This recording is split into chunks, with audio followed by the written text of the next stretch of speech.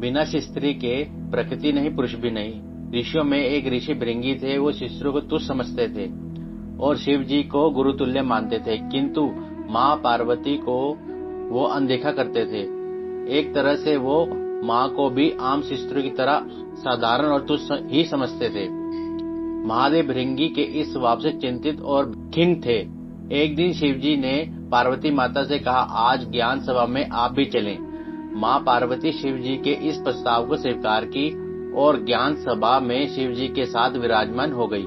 सभी ऋषिगण और देवताओं ने माँ और परमपिता को नमन किया और उनकी परिदक्षिणा की और अपना अपना स्थान ग्रहण किया, किंतु भृंगी महर्षि माता पार्वती और शिव जी को साथ देखकर थोड़े चिंतित थे। उन्हें समझ नहीं आ रहा था कि वो शिव जी की प्रदक्षिणा कैसे करें। बहुत विचारने के बाद भृंगी ने महादेव जी से कहा कि वह पृथक खड़े हो जाएं। शिव जी जानते थे कि भृंगी के मन की बात।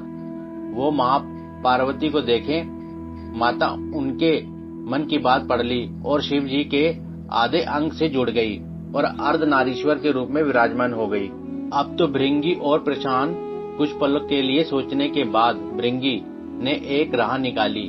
भंवरे का रूप लेकर शिवजी की जटा की परिक्रमा की और अपने स्थान पर खड़े हो गए।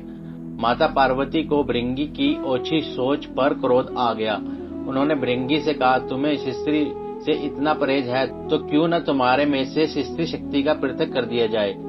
और माँ ने भृंगी को स्त्री तरफ से अलग कर दिया, स्त्री तत्व से अलग कर दिया। अब भृंगी ना तो जीवित में थे न मृत में। उन्हें अपार पीड़ा हो रही थी।